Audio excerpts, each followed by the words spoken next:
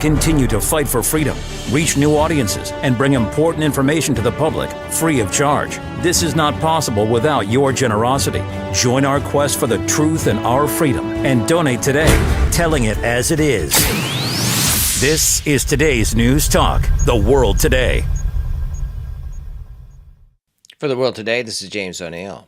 Ukrainian President Volodymyr Zelensky and world leaders marked 4 years since Russia's invasion on February 24th. His fighting continues and U.S.-mediated negotiations progress. Zelensky invited President Trump to visit Ukraine and said the war may be at the beginning of the end, urging a ceasefire. EU leaders in Kyiv pledged continued political, financial, and military support, while the UK announced new aid funding and imposed 300 additional sanctions on Russia. Russian President Vladimir Putin said Moscow is fighting for its future and will continue its objectives, blaming NATO expansion for the conflict. Russia's Foreign Intelligence Service claims France and the UK are considering covertly arming Ukraine with nuclear capabilities, including transferring components or possibly a French TN-75 warhead, while portraying the capability as domestically developed. The agency also alleged Ukraine could be encouraged to build a dirty bomb. Moscow warned such actions would threaten nuclear non-proliferation, with Kremlin spokesman Dmitry Peskov calling the alleged plan potentially very dangerous. Germany has reportedly declined involvement. Ukraine previously surrendered Soviet-era nuclear weapons under the 1994 Budapest Memorandums and has questioned its non-nuclear status since Russia's 2014 actions and the 2022 escalation. 2 months after Australia's worst terror attack, the Royal Commission on Anti-Semitism and Social Cohesion opened its first public hearing in Sydney. Led by former High Court Justice Virginia Bell, the inquiry will focus initially on anti-Semitism following the December 14th Bondi Beach attack that killed 15 people. The Commission adopted the International Holocaust Remembrance Alliance's working definition of anti-Semitism, clarifying that criticism of Israeli government policy is not inherently anti-Semitic. Public submissions are invited, particularly from Jewish Australians. An interim report is due in April, with a final report by December 14, 2026. French President Emmanuel Macron will convene a government meeting to address violent ultra or extreme groups following the killing of 23-year-old conservative student Quentin Deroncourt in Lyon. Deroncourt died from a traumatic brain injury after an alleged Antifa attack during a protest. 7 people have been charged, many reportedly linked to the Young Guard Antifa cell formed by LFI MP Raphael Arnault. Macron said no violence is legitimate and raised possible dissolutions of extremist groups. The killing drew international attention, including U.S. criticism, and prompted a peaceful Justice for Quentin march attended by 3,200 people. Former South Korean President Yoon Suk-yeol has appealed his life sentence for rebellion after a Seoul court convicted him over his brief imposition of martial law in December of 2024. The court found Yoon guilty of abuse of authority and orchestrating an insurrection by deploying police and military forces in an attempt to seize the legislature and arrest opponents. Yoon's legal team argues the ruling contains factual and legal errors and calls it political retaliation. Prosecutors had sought the death penalty. Yoon, removed from office in April of 2025, faces multiple trials and maintains his innocence.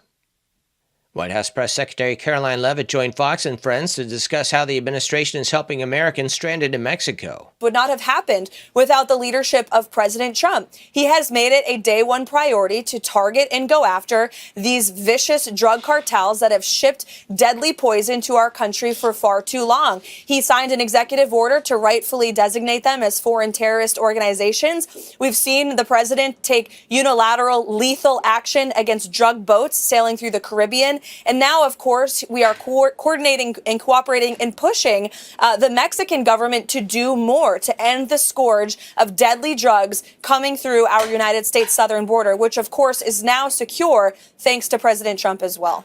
We'll be back with another news break at the top of the next hour. This has been James O'Neill for The World Today. The Net Zero project didn't arise from nothing.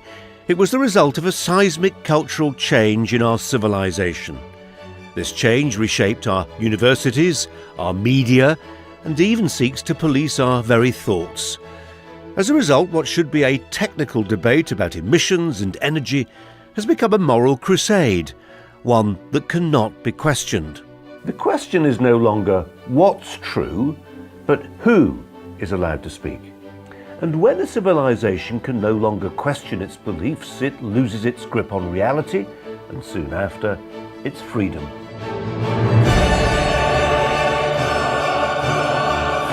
The university, home to the most brilliant minds in our country, pursuing the great questions of culture and science courageously, with only one concern: the truth. You could propose any theory you like, provided you did one thing, namely, you defended it, advancing knowledge, not in spite of disagreements, but because of it. Not anymore. Today, academia has been captured by a new dogma, and one of its most important pillars is climate alarmism. The science, they say, is settled. Franklin Delano Roosevelt once spoke of 4 freedoms: of speech, of belief, from want, from fear. But in the climate era, 2 of those have quietly been removed. The new orthodoxy says even questioning climate policy isn't just wrong, it's immoral, it's denial, it's disinformation. Dissenters aren't just thinkers, they are now considered to be heretics. Remember ClimateGate? Emails showing top scientists boasting about how to keep skeptical papers out of the scientific literature. The scandal should have shocked academia. Instead, it became a footnote, buried. Scientists who question the climate narrative pay the price. Careers end quietly, offices disappear, grants vanish. Roger Pilkey Jr., Judith Curry, Leonard Bengtson, all punished or othered, not for fraud or failure, but for asking the wrong questions. Search climate skeptic today and you'll find words like denier, crank, fossil funded. It's the oldest trick in politics: delegitimize the opponent, pretend their motives are corrupt. Then you never have to engage with their arguments.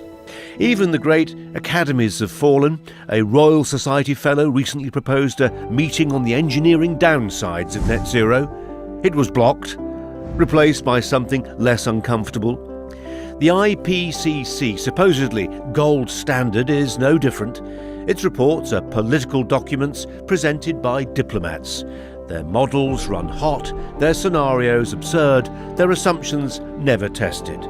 But their conclusions are gospel. One absurd scenario, RCP 8.5, imagines we'll burn twice the world's coal reserves. Every alarmist headline you've seen is built on it. It's fantasy, yet it's still the foundation of climate policy.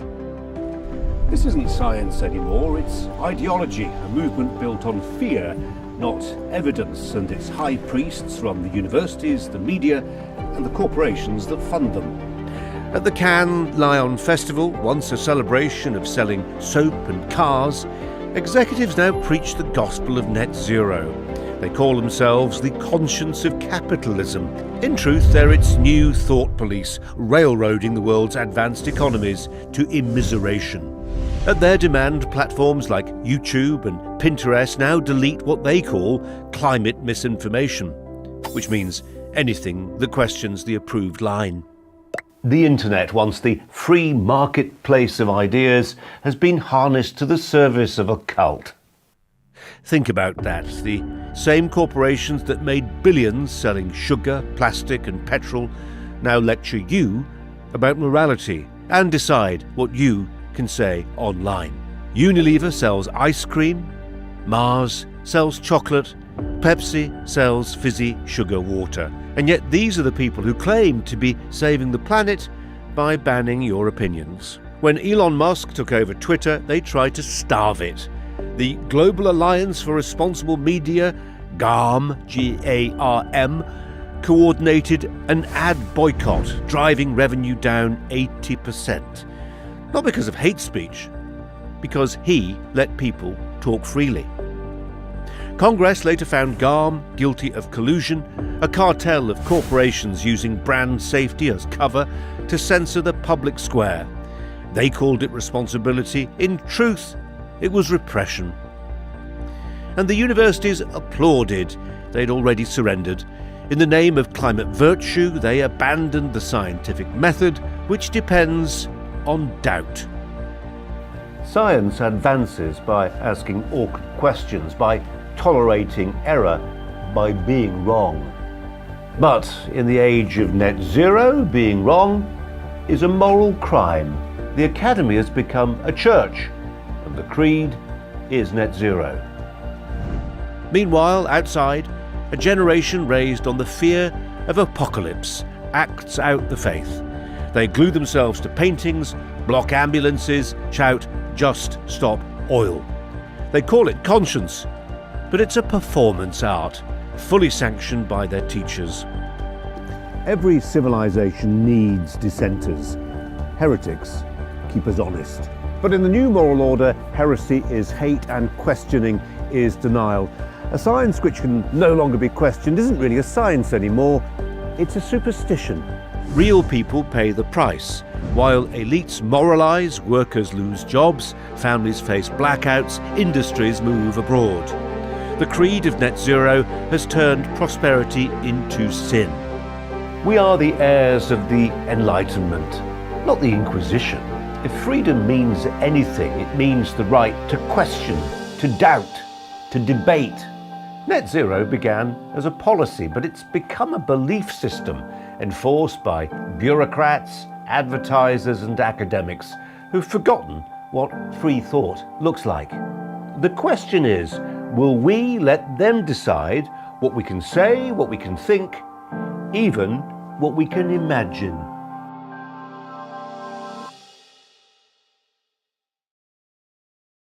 Surprisingly, the blueprint for transformation is woven into the United Nations Agenda 2030, ostensibly a vision for a better world. Excellencies, ladies and gentlemen, I say again that taken together, the 2030 Agenda for Sustainable Development and the Paris Climate Agreement provide humanity with a master plan for a sustainable way of life on this planet. New York City, late September 2024, the setting for the United Nations Summit of the Future, a gathering of member nations to reinforce and accelerate Agenda 2030 and its 17 Sustainable Development Goals, or SDGs. The plan has a broad spectrum and is full of worthy ambition. But behind those deliberately bright and colourful boxes lies a darker theme, a shifting of influence and potentially power towards unelected world bodies. The strategy goes back well into the last century, and pressure is growing, because the goals are far behind targets set at the grand relaunching in 2015. 17 inspiring Sustainable Development Goals, the SDGs. Our aim is clear, our mission is possible, and our destination is in our sights. To end poverty and hunger, address inequality, protect our planet, and build a life of dignity for all. It appears to be a noble and ambitious programme for a perfect world. And who could argue with those aspirations? But critics insist the goals are not what they seem.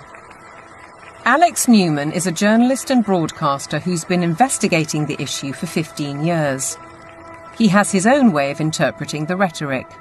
You have to learn to speak what I call UNEs. You have to know what the terms mean if you want to truly understand what is being discussed. When they talk about peacekeeping forces or the peacekeeping role of the United Nations, they're actually talking about the war-making capabilities of the United Nations. So you have this Orwellian doublespeak. When they talk about transparency, more often than not, they're talking about eliminating your privacy.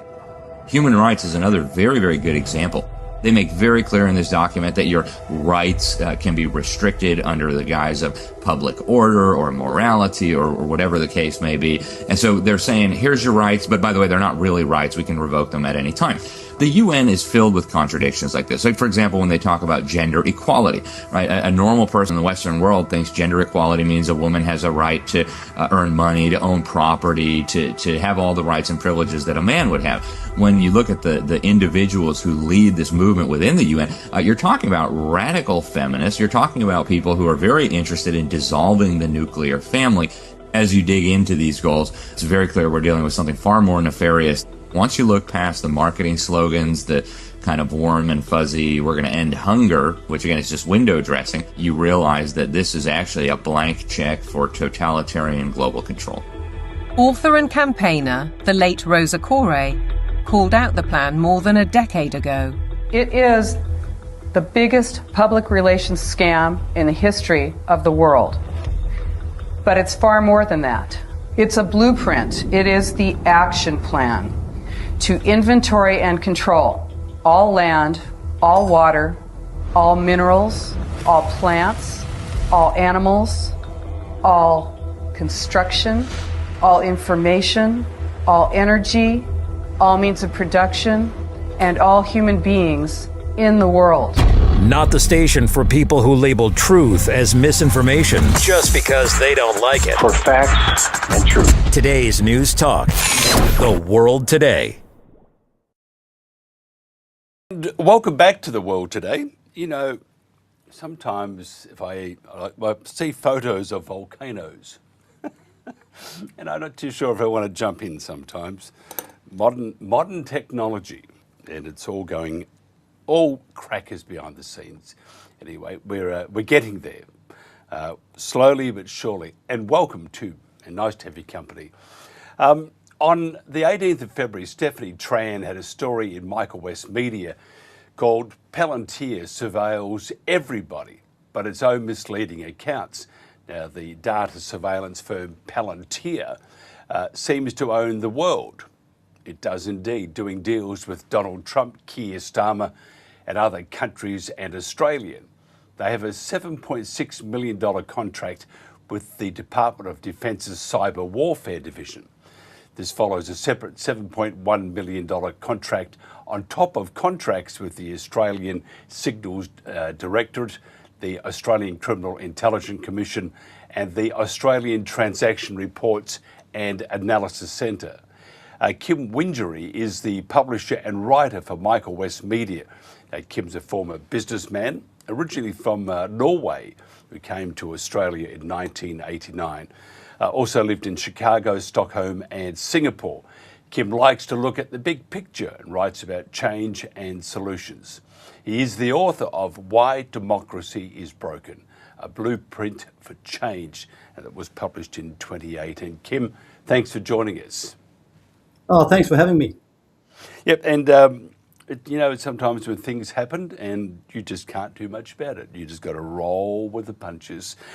Tell me if you could just sum up the before we get into it, the influence that Palantir has on Australia. Well, it is increasing. The contract you mentioned with parts of our government, last year, I think it actually might have been in 2024, they entered into a contract with Coles for essentially surveillance, and then on to have other contracts too with large Australian companies. So they are certainly getting into the Australian market. Worldwide, they're a $4.5 billion US dollar company that focuses entirely on surveillance, commercial and military. And it's the conflation between those two that is of particular concern, of course. But here in Australia, the concern is that they're also not held to account, literally not held to account, because so far they've been able to do business here without actually reporting on what their business is. Mm. And two of its top people, Peter Thiel and Alex Karp, are very unusual people. Some would say unconventional. Karp boasted about the company going after bad people, and wait for this part, and occasionally killing them. You wonder what the long-term severance pay will be like. Is it 1 or 2 bullets? Can you tell us about Thiel and Karp and how unusual they are? And that is a very strange thing to say. We occasionally kill people. It certainly is, and that's probably just one of many, I would say, outrageous statements coming from a business person, coming from anyone, basically. So Karp is the CEO of Palantir. The company was originally founded by Peter Thiel, who is a Silicon Valley investor who also started PayPal together with Elon Musk. There is a long history of the relationship, somewhat fractious relationship between Musk and Thiel, and you can imagine those two enigmas in the same room at the same time would certainly create a lot of fireworks.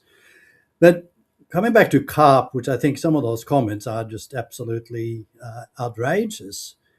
But I was actually preparing for a panel I'm doing next week here in Adelaide that includes Peter Grest, and I was reading Peter Grest's book, and he was referring to statements made by the CIA, and this is very relevant to what Palantir is doing. Statements made by the CIA director a few years ago talking about metadata, and how the CIA quite openly said, we use metadata to the point that the metadata we have on someone is enough for us to issue a kill order.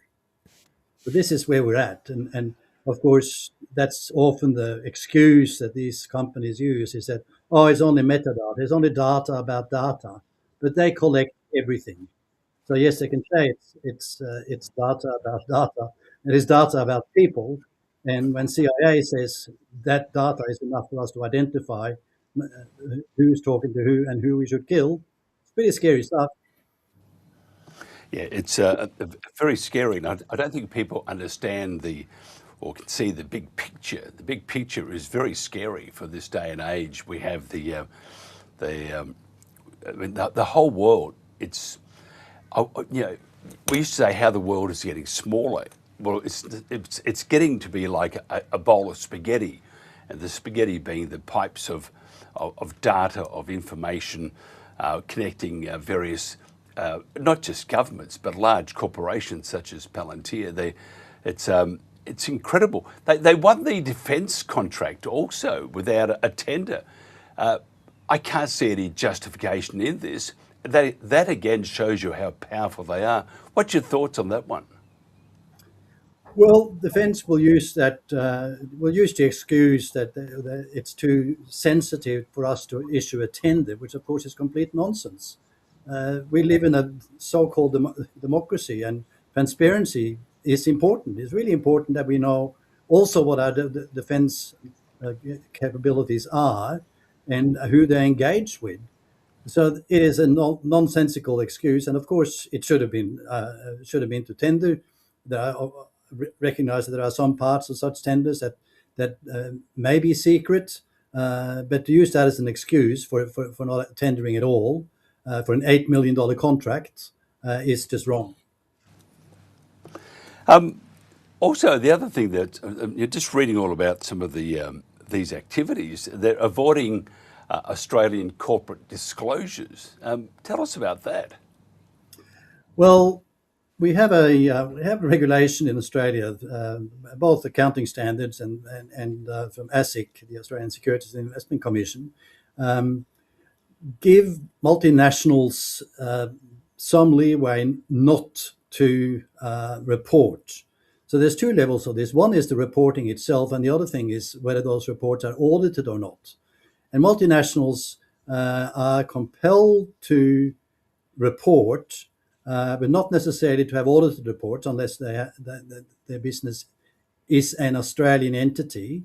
So they hide behind this fact that they're contracting with an international entity, even though they're doing business in Australia. They're not. In the case of Palantir, they're saying they're not big enough in Australia to issue reports or to actually report their accounts to ASIC. The carve-out for that in the legislation is to say, well, if such an entity is part of a larger group that is also conducting business in Australia, they are compelled to issue reports or to publish reports. And of course, as we've already said, they are part of a $4.5 billion multinational, a company that's already doing substantial business in Australia. So they're wrong. They are flouting the law, and we are waiting to see what ASIC is going to do about it. What do you think? I mean, it would seem that there are rules for some and rules for others. Can you believe a company such as, can you believe a company in the world is actually bigger than basically the world. It can do what it likes. It doesn't augur well for the future, does it? No, it doesn't. And of course, this has been going on for a long time in different ways. But it does seem to be getting a lot worse when you have these multinationals that are literally borderless and impossible to control. And that it probably is an illusion of these American companies being controlled in America.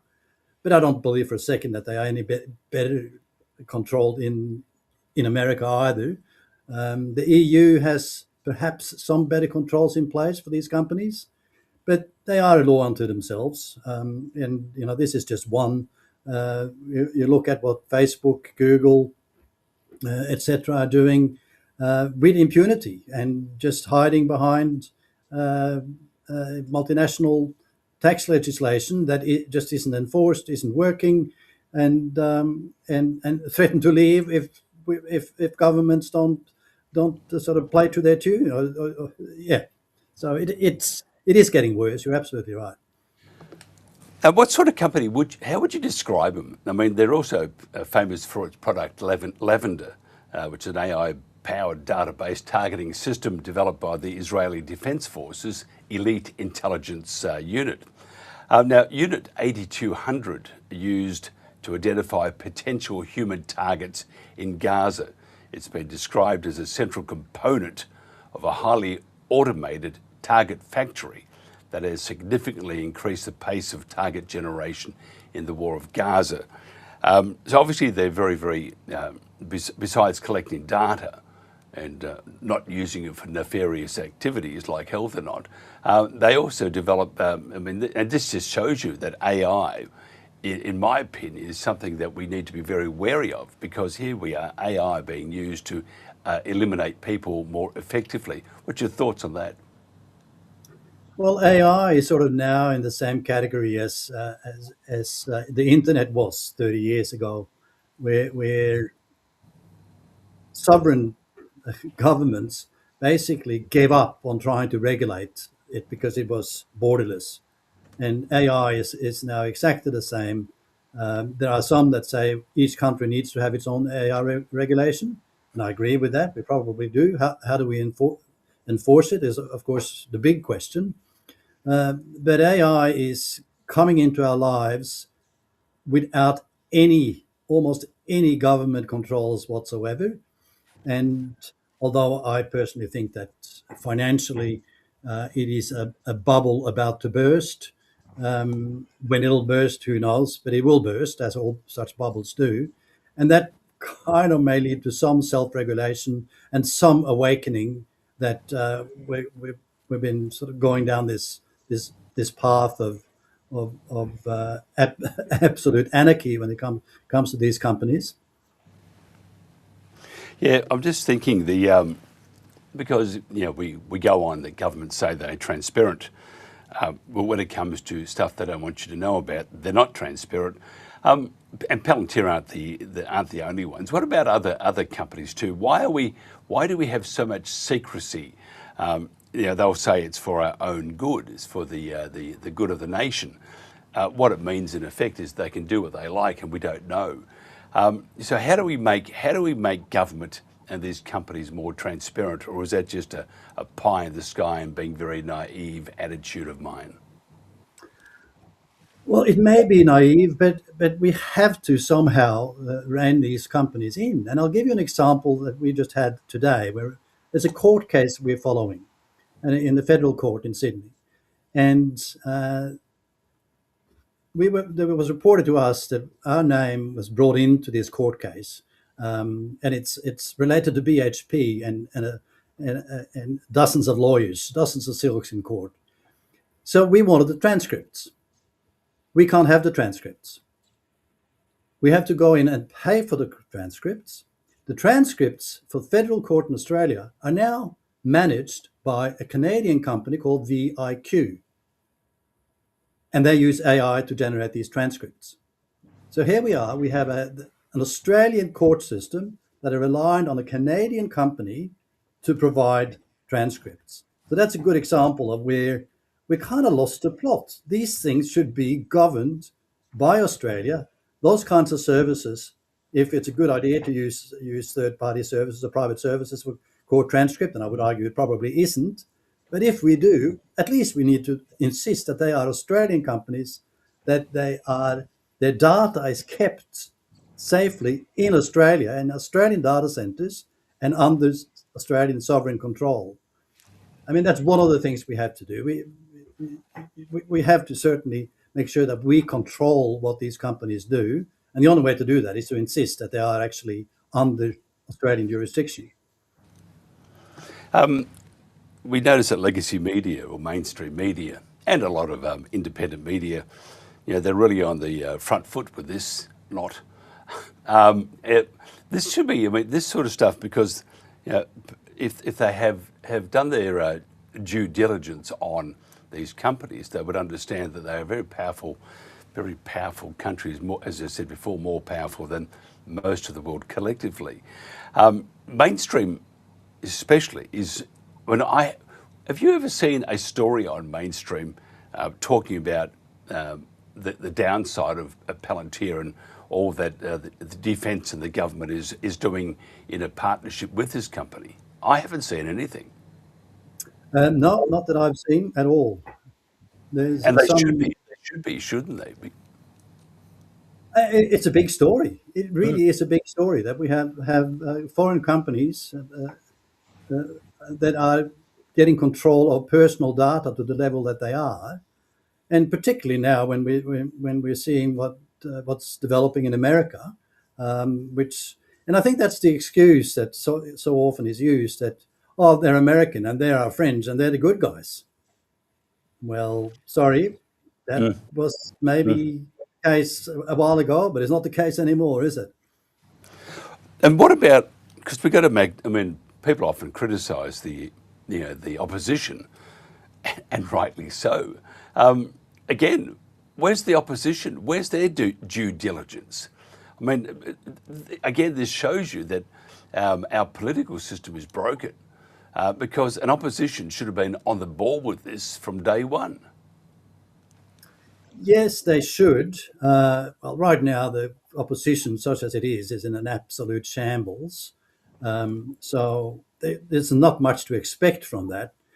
But, opposition, if you look at Liberal versus Labour, or as some like to call them, the uni parties, and the best example of that is how when Labour went to the election saying we're going to put in place a National Anti-Corruption Commission, and what they actually ended up putting in place, which had the full support of the opposition as it was then, is a very, very weak commission that has hardly reported on anything of importance when it comes to corruption over the 2.5 years it's been in existence.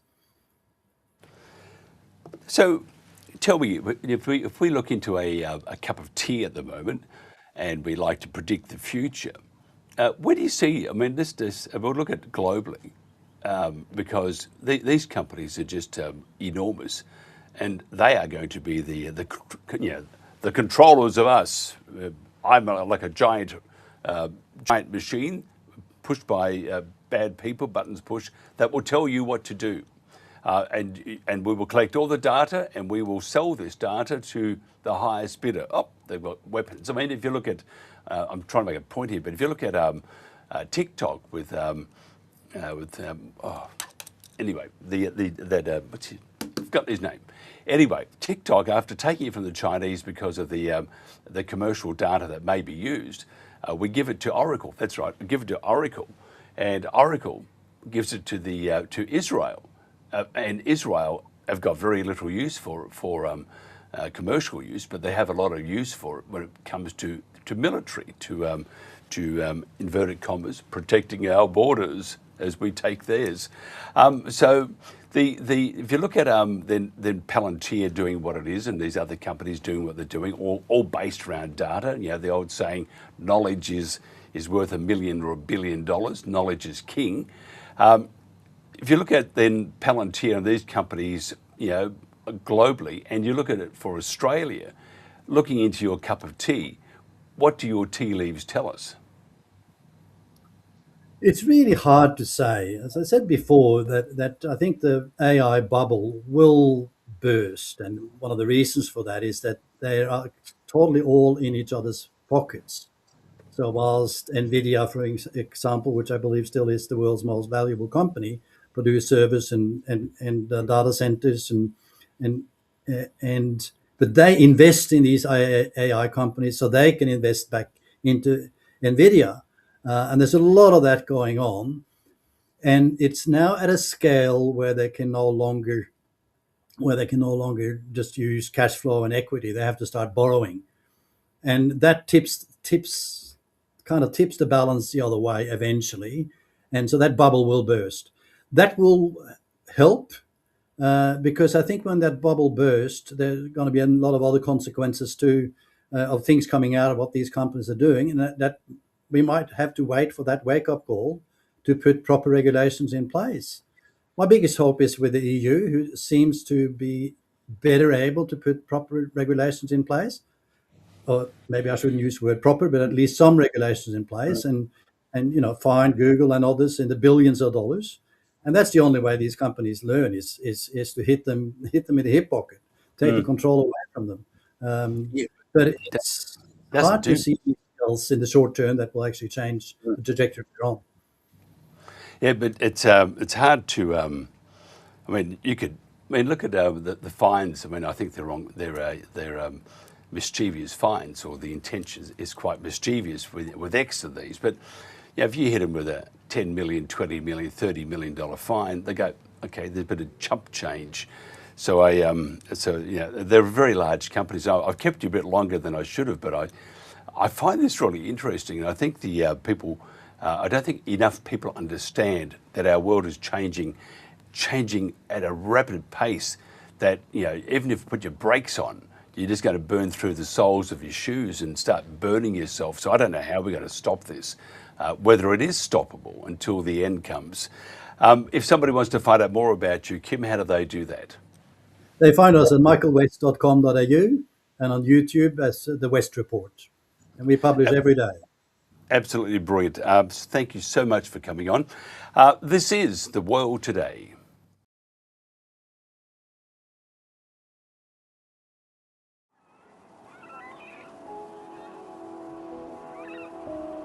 Growing up, my father enjoyed a drink.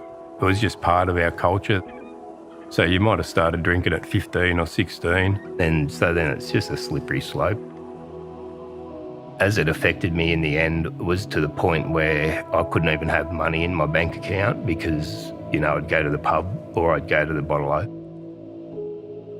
I started roofing in Sydney when I was about 20 years old. I had a crane come down on us. I jumped off the roof and the crane laid exactly down the line I was running. I could have ended up in a disability or life-threatening situation, and through that I developed PTSD. I medicated pretty heavily. I had a pretty pessimistic outlook on life. The glass was always half empty or whatever it was. You don't realise those things are impacting you so much. It's really hard to walk through the world. Depression and those negative feelings lead to thoughts that, you'd be better off not here. Suicidal thoughts are a terrible thing, You look at what you've given your family, you look at what you've taken away from your family. Dealing with that for extended periods of time and not talking to people about it is something that's probably taken a toll on me and my family that I didn't realise. My drinking got to a point where I was drinking in the mornings and, I had a job, and my boss told me, it wasn't good enough, and I was so lucky that, my boss took me to an AA meeting that night. When you walk into AA, it says on the wall, admit that you can't do this yourself anymore. The second thing is admit that you need God in your life. Having that written there and it just saying, try and turn to the Lord, I thought, well, rightio, now that's my chance. I met Robbie pretty early on. I sort of reached out to him and said, where do I go? And Robbie had been coming to the Salvation Army Church and he said, look, come with me. And we spent a lot of Sundays together. That was pivotal in what I'm doing now. I believe that I was brought here for a reason. I came into the church and I was lucky. There's just so many lovely people here. You know, it's the community as well as the church. One of the members prayed for me. And I think it was in nearly that time that my PTSD was healed and I felt like I belonged in a way. Walking close to the Lord has helped me use my heart more through worshipping the Lord on my own and connecting and drawing him close enough so that he could literally heal me. But when I start to fathom how much healing, glory, there's enough for everyone because that's how it's written, you know, it's never ending. One day after church, I was at home, had an opportunity to see the kids, and my littlest boy was there and he was 8. And he looked at me in a way that he'd never looked at me before in his whole life. That's because I was sort of talking to him differently. I was really lucky to have that moment and to see what could happen if I just keep doing the right things and keep walking with the light. That was something that was pretty amazing. I'm going through a bit of a hard season now, you know, with work and things. I think all I can do is move forward positively, but I really look forward to a future where I can see my kids and my boys grow up. So I really look forward to these next years to live a calm, peaceful life.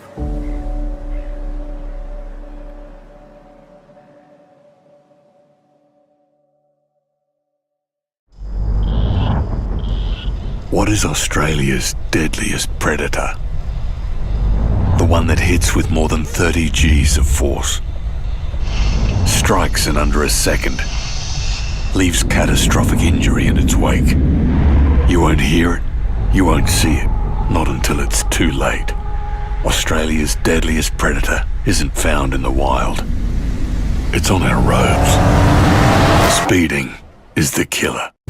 With your help, we can continue to fight for freedom, reach new audiences, and bring important information to the public free of charge. This is not possible without your generosity. Join our quest for the truth and our freedom and donate today, telling it as it is. This is today's News Talk, The World Today. The climate right now is no warmer than it's been many times throughout history. Our baseline is now the lowest that carbon dioxide has been in 600 million years.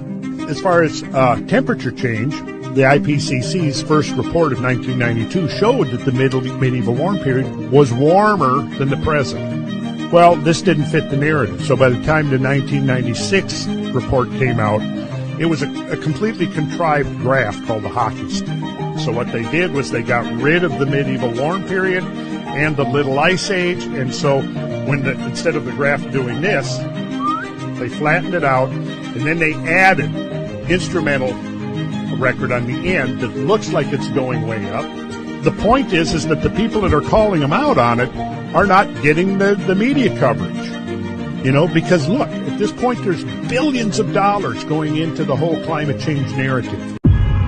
A hoax about carbon dioxide in the climate has caused a global energy and economic disaster. This is today's News Talk, The World Today. And welcome back to The World Today. Talks are continuing between the US and Russia about a possible settlement of conflict in Ukraine.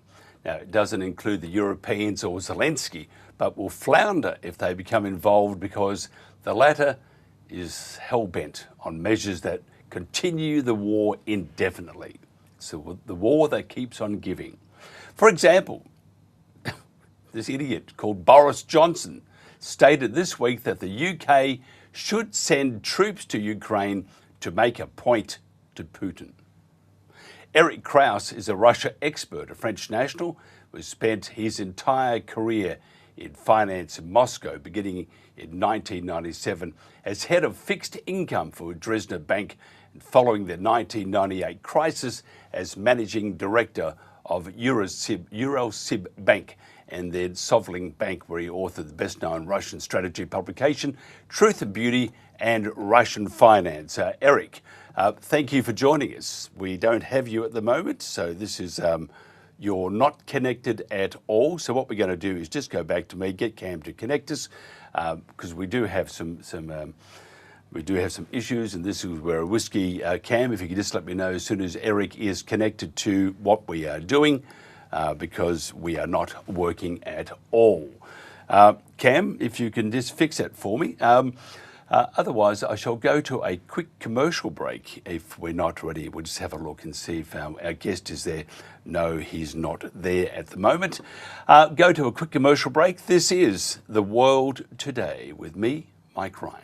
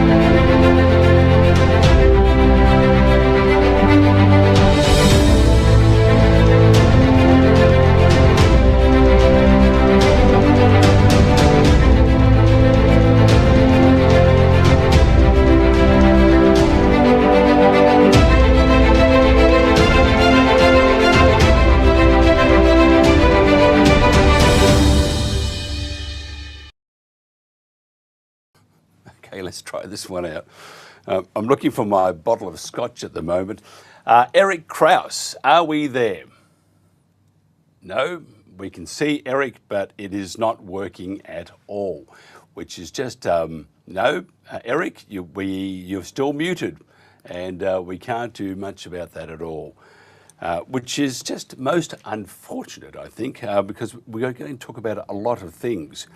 But there is a mute sign there which says we cannot talk to Eric, or Eric can hear us, but we can't talk. We can't hear him. So unless he can hold up chalkboards or something, it's just not going to work. But you know what? It's just one of those days today, and you can't do a thing about it. Our mission at Pets of the Homeless is really simple, and that's to keep vulnerable people and their pets together when they're going through a tough time.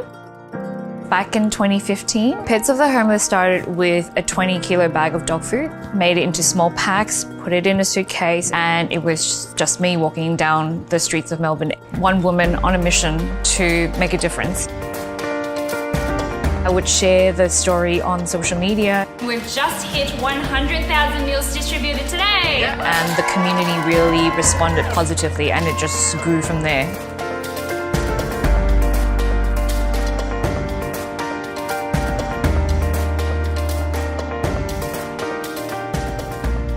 My name is Kent, and this is Hippo. She's everything to me. She's such a good girl. I got her at a time when I wasn't very stable. I'd come out of prison, I was homeless, but as soon as I got her, I just realised, oh my God, I can't let this dog go. And she's just my best friend. Hippo had a canine equivalent of an ACL injury. I knew there was something really desperately wrong. It was agonising seeing her suffering. My caseworker put me in touch with Pets of the Homeless, and Yvonne said that they could help, and I was just so overjoyed. I wouldn't have been able to get through that medical incident without their help. Like, it just would have been impossible. That bond between us and our pet is very important, and when someone is going through a really tough time in their life, that bond becomes even more important, and that's what we're trying to protect at Pets of the Homeless. Who's that?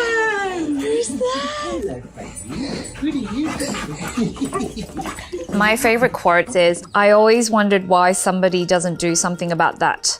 Then I realised I was somebody." My intention wasn't to actually start a charity, it was to help. It was just putting one foot in front of another, and that's how we got to where we are today.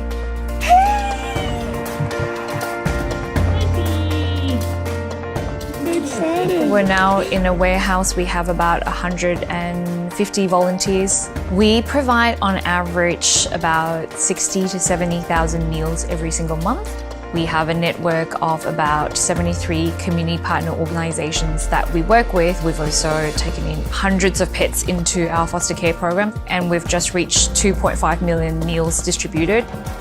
In the time that I've been volunteering with Pets of the Homeless, I've seen the community grow, numbers of volunteers, pet food packing, got a brand new van, and we can reach more community pantries and reach more people. The community, whether it's the volunteers who are packing the food, who are foster caring, they've got so much love to give.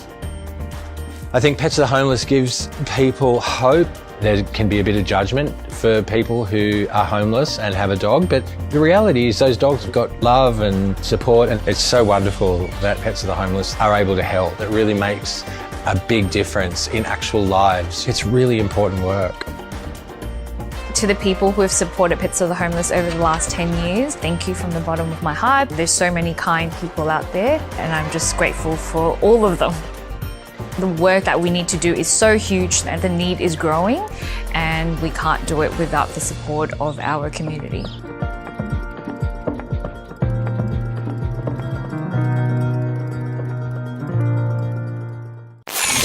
We're today's news talk, the world today. When you come with Mercy Ships, you get spoiled for the ordinary. You get an amazing opportunity to serve alongside incredible people from all different nations, all different backgrounds, and you get to serve amazing people in the countries that we serve in, and your life will be changed. You will never go back to what you were before. I think it's an incredible experience.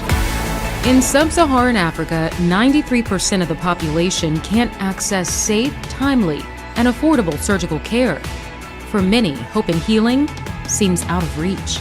Mercy Ships is here to change that narrative. Our volunteer crew delivers life-changing surgical care and education straight to those who need it most on board our fleet of hospital ships.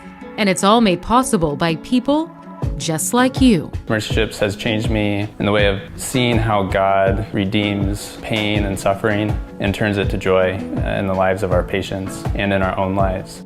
I came to volunteer and to give of myself, but really somehow I'm walking away with more than I could have ever hoped to receive.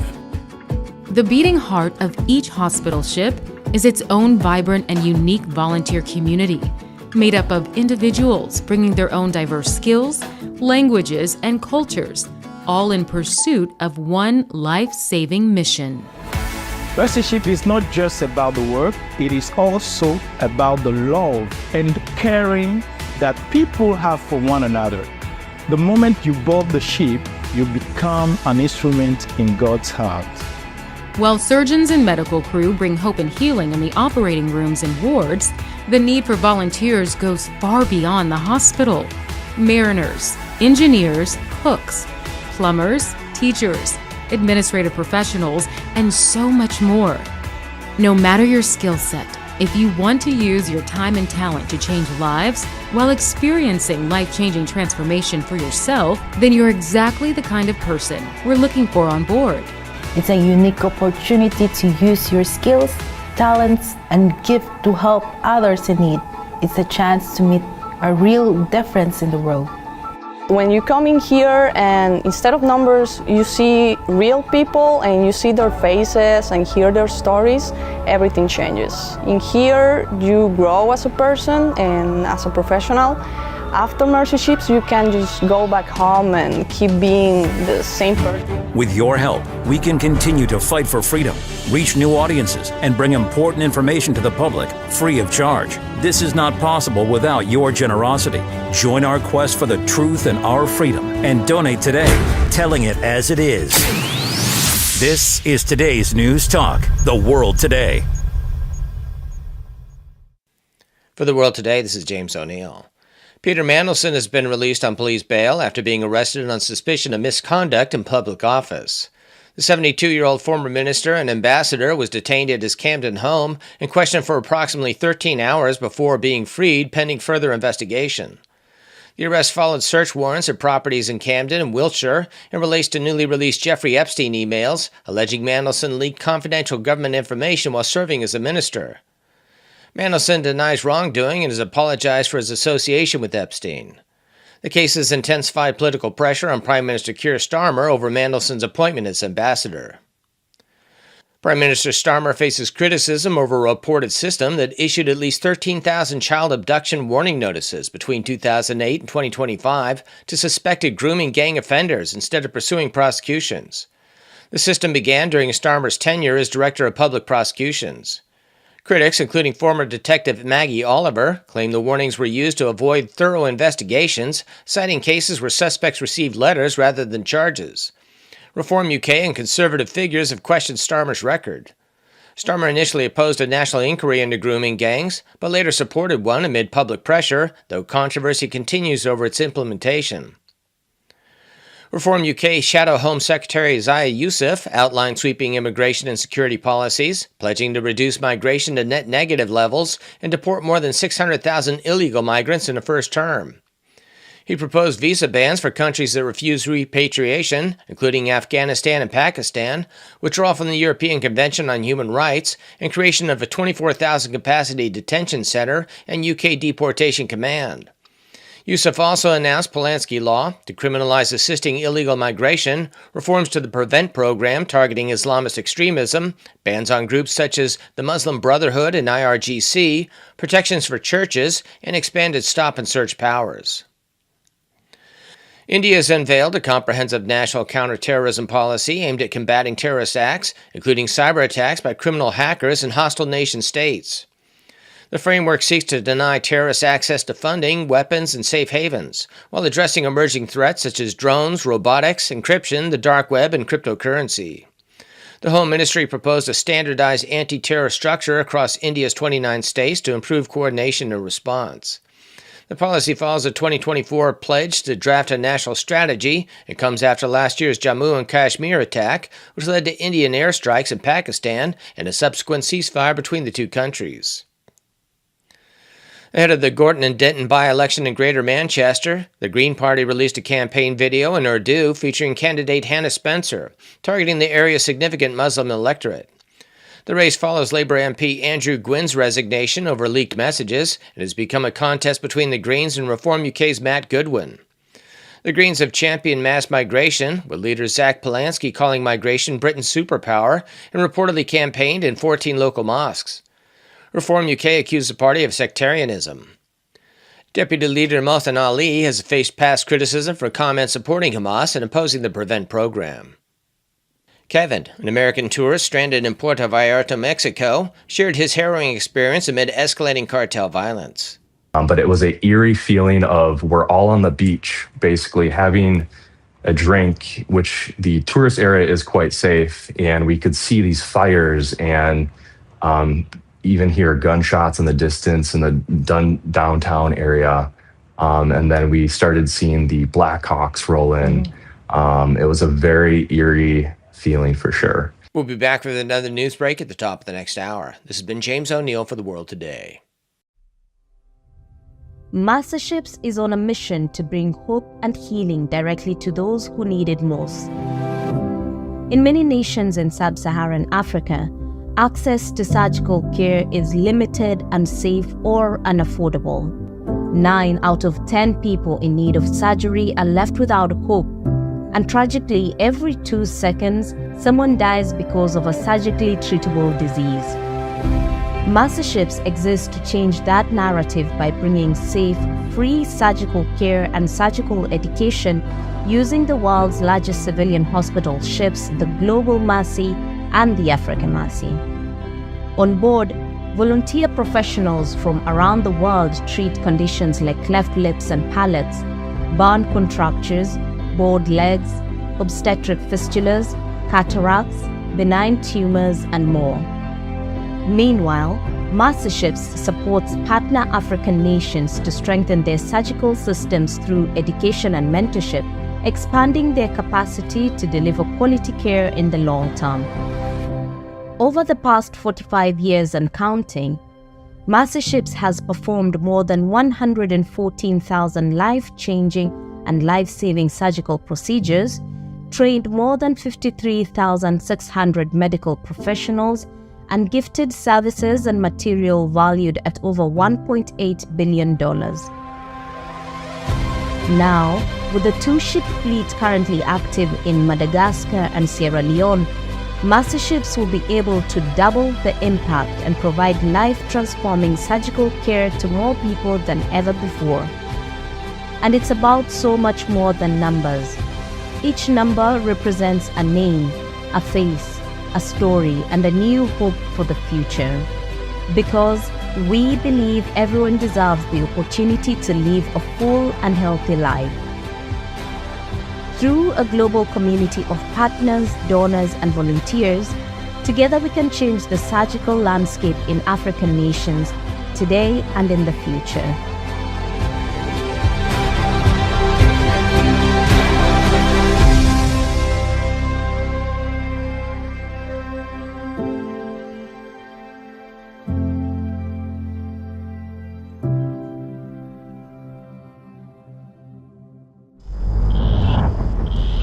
What is Australia's deadliest predator?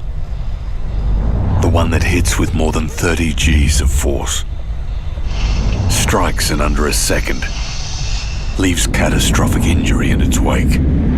You won't hear it, you won't see it, not until it's too late. Australia's deadliest predator isn't found in the wild. It's on our roads. Speeding is the killer.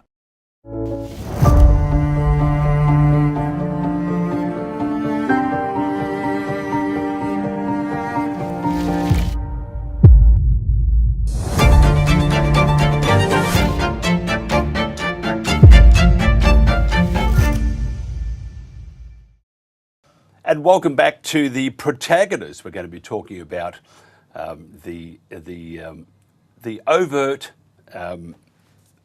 what would I say? The government is targeting, and I think quite unfairly, right-wing groups, including sovereign citizens, as extremists. Now, Albanese, this followed the Bondi massacre. Anthony Albanese, our Prime Minister, said that white supremacy and sovereign citizen movements are the most concerning ideological threats to Australia's security. He indicated that certain right-wing groups and sovereign citizens were extremist threats that need to be isolated. We're going to talk to a panel today about this statement, about this truly, I think, hysterical, incompetent Prime Minister. In my opinion, I think he's a disgrace to Australia. We're going to find out who Anthony Albanese is referring to. Our panel is Shane Healy, so I'm going to bring them in right now. Shane Healy, a terrorism and youth justice expert, and Harry Hatzikalimios, a retired detective and a federal detective too. Gentlemen, thank you very much for joining me. I'm just going to bring you in this manually here. Thank you very much for joining me. Could you just tell me your views on, and first of all, Shane, because you're an expert, you know, but you've dealt with this sort of stuff not all your life, but a great deal of it. The Prime Minister targeting the sovereign citizens as a whole and referring to them as right-wing extremist groups, and then you have also the white supremacist. What do we make of the Prime Minister? Is he overreacting, or what's your views? I mean, I know some sovereign citizens, and I don't agree with them, by the way, but they're hardly terrorists, in my opinion. We need you to turn your mic on, Shane, if you wouldn't mind. That's the thing that says turn me on. Yep. Sorry. Can you hear me? We can indeed, sir. Excellent. Yeah. So we've got to split them up. The sovereign citizen piece is really an annoyance for the Australian legal system. As far as in the violent extremism, terrorism space, we have had incidents in Queensland and Victoria with Desi Freeman and that turned violent. But really, the focus is on your National Socialist network, your right-wing or your far-right-wing violent extremist groups. That is a threat, because what they actually do, and we've seen this in America, they become politicised. And then once which is exactly what the National Socialist movement was starting to do in Australia, form a political party, you get a couple of them elected in their local governance, as we're seeing with the rise of One Nation, then they actually do get a legitimate voice. And that's something that the Prime Minister and actually the government have been trying to understand, identify, and then eradicate for a number of years now. Harry, what do you think? Oh, we've just lost Harry. Harry, what do you think? Hello. Well, I think anyone that's here in Australia has a political view as our constitution and should have a voice. We may disagree, but where does this stop? I mean, the Prime Minister stopped short of, he doesn't saying white Christian, right wing. That's been often referred to. There's no talk of Islam. So I think any extreme views can potentially be a threat, but whether they actually are is another thing. And I think this is where the danger is. From what I can see, what I can glean from my years of experience and using my intelligence assessment, threat assessment, and so on, is that there are agendas at play here that are being pushed for whatever reasons. We've got to be very careful that our freedom of speech and how we operate and how we move around this country are being attacked from all areas.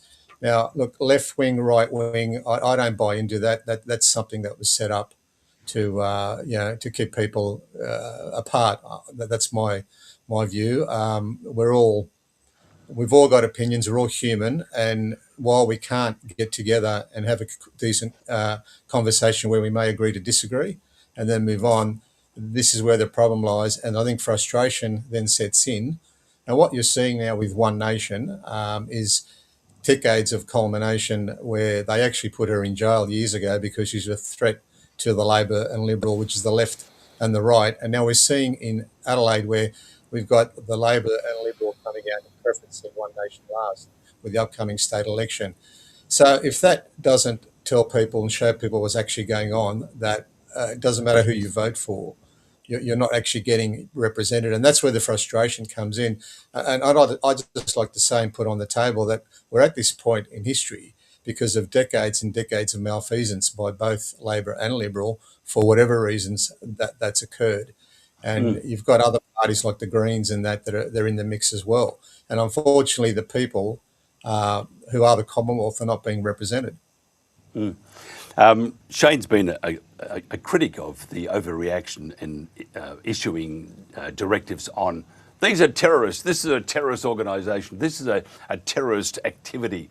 And most of the politicians being, I'm looking at Chairman Minns in New South Wales, he's one of my, I would say one of the main offenders, but none of them can escape some sort of scrutiny because they have this propensity to over-exaggerate and terrorism. Shane, this would, and Harry's right too. We have, our politicians are pathetic. We have this a collective determination to create a great divide within this country. We'll do it by fear. You look at COVID, there you are. There's something by fear. We look at terror, it's fear. We look at all sorts of opportunities to create the fear. And therefore, we're going to pit that side against that side, the far right, the terrible people. How do you, you know within your gut, because this is what you've done or most of your working life. What's your gut saying about the agenda at the moment that's being displayed, not only by the government, but also by the opposition? Is there a determination to divide and conquer? So there's a couple of things, and COVID's a key point here. Prior to COVID, like when I was in government, one of the things we used to have to do before major military exercises or the G20 is actually assess and look at what used to be called issue-motivated groups. And they were your protesters outside army bases and wherever the G20 might be or APEC or things like that. That's now what we're calling extremist groups, which is great. You can be the most devout Muslim, you can be the most extreme right-wing, you can be the most extreme vegan. That's fine. It's when you advocate the use of violence to push your ideology across on other people. And that's what we see with what Islamic terrorism is, and when we call right-wing or far right-wing violent extremism, like when the National Socialist Network attacked the Aboriginal camp. You just can't do that. You can stand outside Parliament and do weights and do the Nazi salute. I've got no real issues with that because you're not hurting anyone. You're just looking like a goose. But when you start attacking someone for not having your same ideology or belief structure, that's when you break the law. And that's what we're getting lost in the current debate and conversation, because someone's saying something that doesn't really affect or work with my belief structure or work with my politics. You know, I might get voted out. That's where the weaponization of words is really coming into effect. And, you know, I used to teach radicalization and violent extremism awareness courses to government, to law enforcement. And they all used to ask me, why is it that the word terrorism is so electric? And for example, the Link Cafe siege went all around the world for 24 hours. There wasn't a major city anywhere in the world that did not have the Link Cafe siege on TV, simply because it had the word terrorism in it. But if you have bikie shootings and all that anywhere in the world, you're not going to get the same kind of coverage. And that's always been the issue, and it's always going to be the political handball. You look at the politics around Bondi. One of the things that's been lost is that Chris Minns had approved the repatriation of the ISIS brides in November 2025. Then you had the ISIS attack at Bondi Beach, and not once did he say anything about that. And it became a campaign for him of deflection. It's them, it's them, it's them. Now you can't find him anywhere talking about any of this, because it's been released that he's involved. So this goes back to that politicisation and the rise of Pauline Hanson's purely because people look at her and think, I know where she stands. And that was the popular appeal to Donald Trump. Like him or hate him, you know that he's Donald Trump. And they're looking for authenticity in our politicians. You don't know who Albanese is. You know, he changes and flips and flops and moves around and gives you word salad. And that's the biggest issue we've got in our main political parties. You know, look at Barnaby Joyce. You stick a microphone in, he'll change his view. One Nation aren't even on the same page.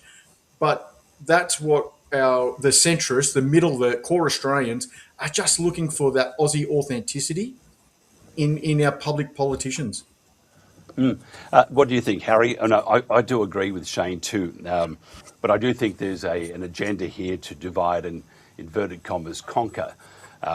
What it's going to do is divide, and you're going to, they talk about a civil war in the UK, and I don't want any government saying, what any law enforcement officer saying that I'm inciting violence or creating the idea that we need to have a civil war. But if you want to have a war, what you do is you marginalise a particular group and push them and push them and push them. This is the divide bit. The conquering bit, well, as anybody says, as Shane will verify, war of any sort has its own mind, and any politician that thinks they can control it, you've got another thing coming to you. Do you think there is this? First of all, do you think there's an agenda from government to divide and conquer at the moment?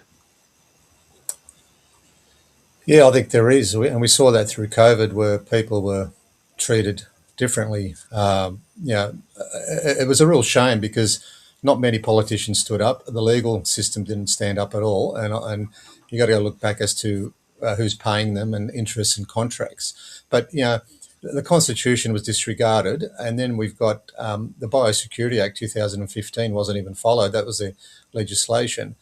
And it's interesting, when it suits the government, we'll refer to the Constitution. I believe the current Prime Minister said that nothing you can do, it'd be unconstitutional to deny the ISIS brides entry. So, I think it is. And over the decades, people have just been watching. I mean, I grew up in the 80s, 70s and 80s, and we had no inflation, we had prosperity, we had manufacturing, and I know where we were, I know where we are today, and I know how we got here. And I think there are a lot of Australians in the middle ground that grew up and wondering, well, what's happened to this country? And they're looking for answers. The politicians won't or keep moving on, like the Minns that was mentioned earlier. They're on to the next thing, and they're trying to hide it. So they're looking to shut down avenues of truth, speech, like as we've seen in the social media. So what starts happening is, if people they believe they're displaying certain attributes that might be a danger. I mean, look, with Bondi, there was warning signs for quite a few years. I think ASIO and ASIS were taken off the cabinet committee there. They put in the climate climate czar, whatever you want to call him, in there. Garden. So there's been some interesting moves. As to why that's the case, I don't know.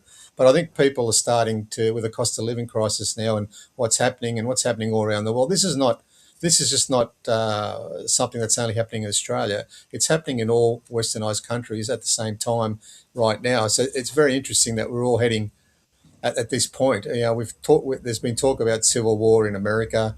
We had so-called insurrection back on a couple of years ago. Yeah, look, I think it is. All this is dividing. The immigration issue is dividing. No one's got a problem with people coming to Australia, but I mean, I'm a product of that. My parents came in the big European drive in the 50s, late 50s. So, and we've all contributed. We all assimilated. Now, what we're seeing now is that it appears to be that people are coming here. They're not assimilating, don't appear to be assimilating, and they're being supported by the people that came before them, who are honest taxpayers and just want to have a fair go. And I think what's happening is people are seeing that we're not getting a fair go, and the rules are being played around with to suit certain agendas for whatever reasons. And I think that's all this is in the mix. And that's why One Nation is now resonating. We've got Liberal Party that have lost their way. They've just had a leadership change, but that's no different. New owner, new puppet, same as the old puppet. Once you walk away from your core values, and that's, I think, what Labor have done as well. They've walked away from their core values as well as far as the workers go. And I can speak to that. I used to be a Labor voter because I grew up in Marrickville in Albanese's electorate. Then I went to, having businesses and whatever. I went to Liberal. Now I've got no time for either of them. So, people have just really got to understand what's been done to them. And I think they're looking for answers, but the answer's within, where they've got to go out, get educated, read their Constitution, learn why they're not taught the Constitution or about money and how to be an entrepreneur at school. And then we might get some cohesion and get some answers. Once the left and the right, who are being kept at odds with each other, come together, and then we might get some traction and start heading back and turn this ship around. That's at the moment it's off the cliff, I believe, and it's in a slow descent to the bottom. Yeah, I have to say it's very disturbing, all of this, because I mean, Shane's a bit younger than I am, but Harry and I are, we're still in denial. We're in our prime, mate. That's exactly right. Thank you for that. But when I grew up, some say I haven't, but there wasn't this. It was a much happier country. And I knew some, because I lived in the bush, so I knew people who had a particular attitude in the bush, and they were not all that squizzy with the law. But everyone still got on with each other. I hear Anthony Albanese in the background too. Now these we move forward to now, and we have the sovereign citizens. They're terrible people.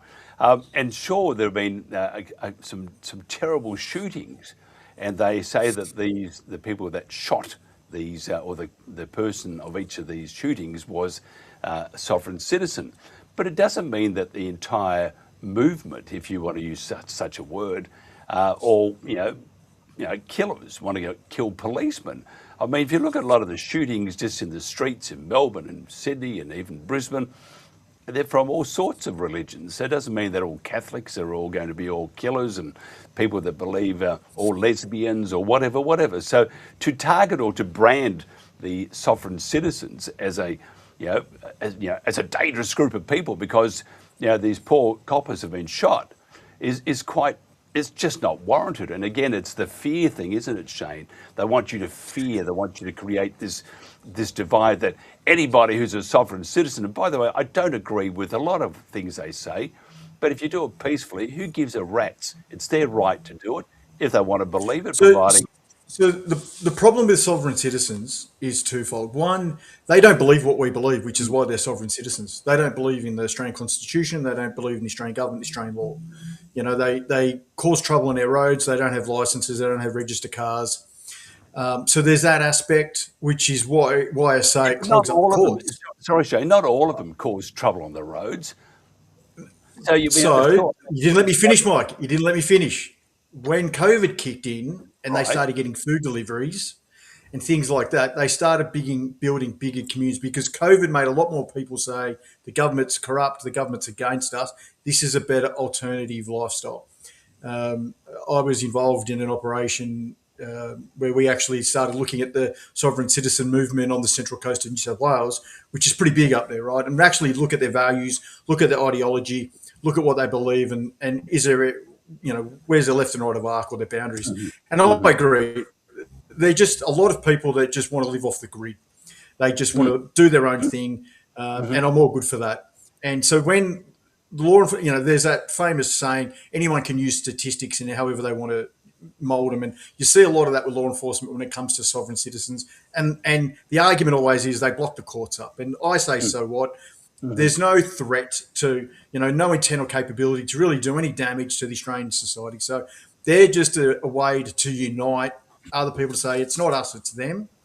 And when you throw them in with organisations like the National Socialist Network, or groups that do want to cause some Australians harm, I think that's a travesty. And that's where the Albanese speech in his latest declaration really lost a lot in the intelligence community, because you're conflating two very, very different organisations and ideologies.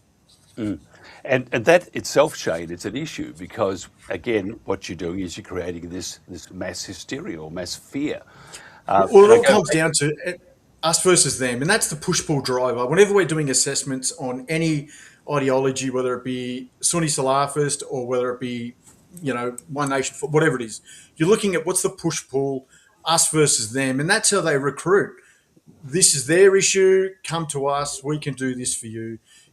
Allah's good, or the government's not there to support you, but we can. And so you've got to look at what that belief structure is, and the grievances they have against the outgroup or the government or whoever it is. And that's the middle ground you've got to find. And that's what Albanese is really starting to mix and turn into a massive grey area. And that's when you get confusion. What do you think, Harry? Yeah, I think the term sovereign citizen is actually an oxymoron, but I think what's happening at the bureaucratic level or at the intelligence level is that they're getting it a bit skewed. I mean, a lot of the people, and I've done extensive research into this, having a law background and understanding the Constitution now, because it wasn't even taught to me in the AFP, believe it or not, and looking at the common law and where we came from. There is, I believe, it's a common law people that are putting these things through, and there is some basis at law, at natural law, because a lot of people don't understand that it depends on your background, but we have inalienable rights that come from the Creator, and that's God Almighty. I'm Christian, Greek Orthodox. So the hierarchy is the Creator, man, woman, and then the state. Now, what's happened of late is the state is putting itself. Well, actually, it's putting itself, and in some instances, like abortion, full-term abortion, whatever, it's actually playing God. So that's the dilemma, and that's the dynamics at play here. And I think what's happening, what happened with the shooting up in Queensland. Now, I looked at that very closely and analysed it, and there's only been limited information, but it goes from a welfare check to later on they send 3 junior constables there to later on being, oh yeah, we knew about him, da da da. So that to me signals that just something's not right there. And I don't know. We've had a commission or a coronial inquiry into it, but I've got no confidence that the truth will ever come out. With a lot of things, we've had 2 royal commissions into child abuse, and the first one was shut down, ended up in a 90-year suppression order by John Howard. We had a second one, and Senator Heffernan in the Senate alluded to that suppression order, and that was Brandis in there in the Senate hearing. He was Senator Heffernan was the only one there, and that hasn't gone anywhere either.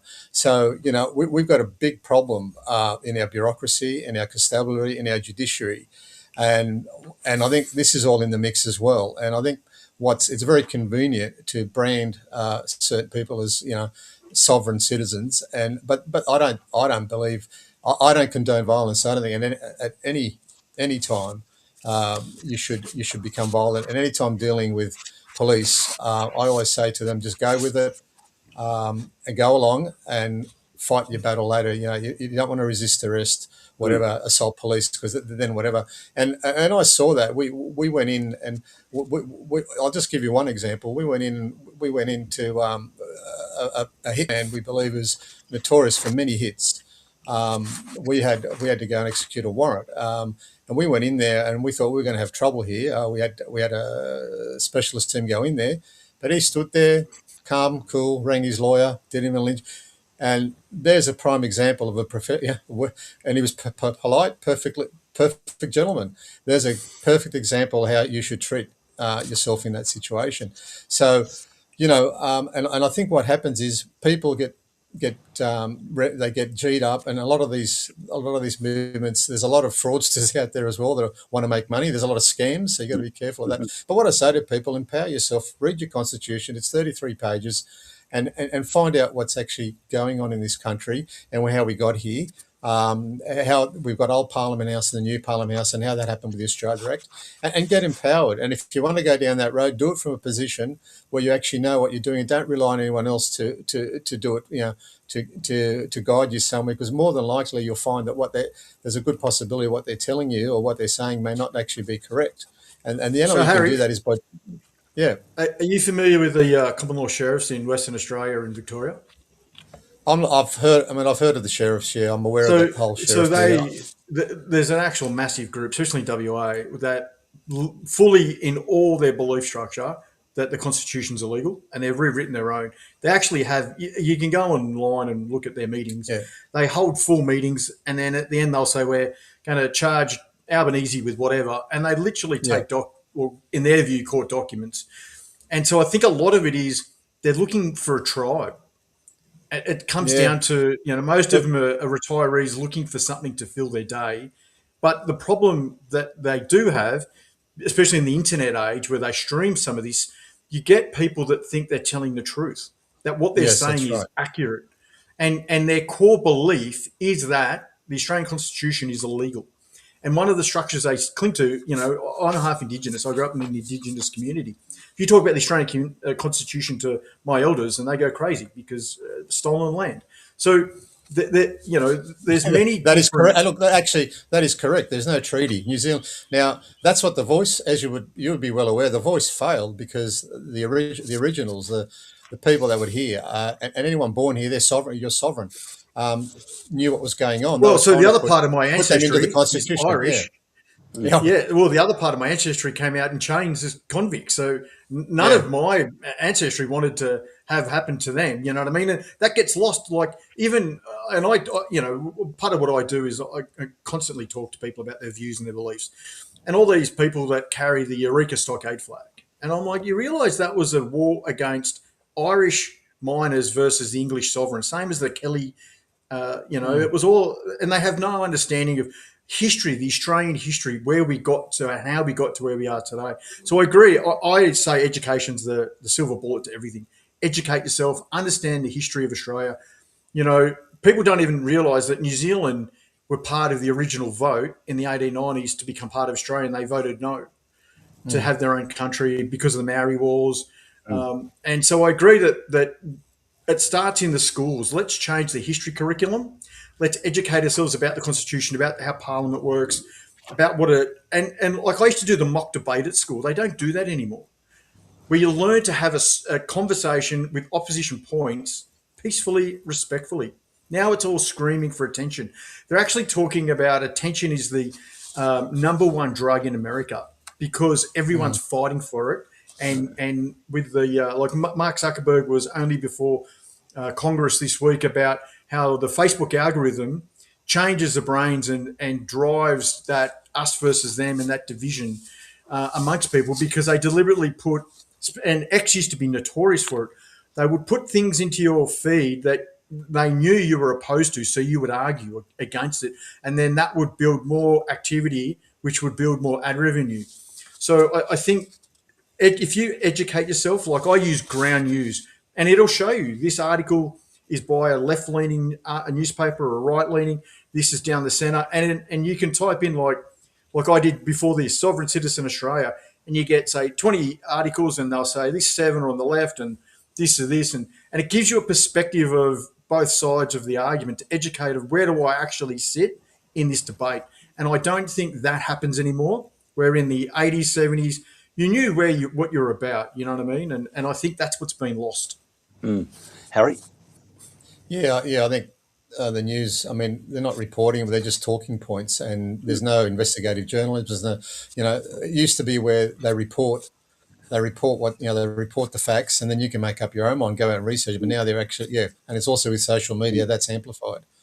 And unfortunately, with our youth, there's been a lot of studies with our youth. I mean, Steve Jobs would not allow any of his kids to have iPads or anything until they got older, because it does rewire your brain. Studies have been done on that, and TV as well now with digital TV with a flicker rate. So whether you take it in or not, those subliminal messages are being fed into you. You might not believe it or whatever, but they're there. Whether they get activated or not is what happens to you down the track. You might be triggered or might not be triggered. So it's very we're in a age of, in one respect, the under 16 social ban, I could see where they're coming from, but then again, I think all they've done is actually just piss off a whole generation that against the system. Why can't we get access to this now, whatever? And all they've done is then they'll go out looking other ways to get around and also look for the truth and as to why it was done. So I think like anything, it's the Streisand syndrome. You do something and it's always the opposite effect. Shane, Anthony Albanese seems to be deflecting to everyone but Islam. And I see this as one of his major flaws there, and so does most of the Australian public. What's your thoughts? What do you mean deflecting to everyone but Islam? Well, the far right, the sovereign citizens and blah, blah. But in his speech, he didn't talk at all about one of the threats to Australia's security is still radical. I think Islam. the biggest we got a coroner's inquest into Bondi going on. We've got the Richardson Review, which has been rolled into the Royal Commission. And as I've been posting, how about the Prime Minister wait till we get the outcomes and the recommendations? Because, as someone who used to do, terrorism operational review committees and operational threat assessments and be part of these processes, there's a lot to get through, like a lot of interviews, a lot of assessments. And a Prime Minister, and so should Chris Minns, wait until they have the evidence and the facts, not just come out because this group said something. Like, if we're looking at Bondi, any public event has to have a security management plan signed off by both the council and the police prior to the event. Chris Minns would have known about that. Why hasn't he come out and said, this is what that plan looked like? Or why hasn't he come out and said, I was aware in November 2025 that we had a cohort coming back because they were closing the camps in Syria and are Australian citizens. So, like, who was he pandering to then? Let's let the facts come out. Let's let the recommendations. Then let's judge Albanese on the information, because he's been caught short. Like, he came out on the 8th of December after the synagogue bombing in Melbourne and got pressured by the Jewish community to say it was terrorism. And it wasn't. The next day, the AFP and the Victorian Police had to come out and say, well, actually, it wasn't terrorism. It was crime. It was arson. So he got in front of his skis then. He got in front of his skis again after Bondi, and the AFP Commission had to come out and said, actually, well, the evidence we've got so far suggests something different.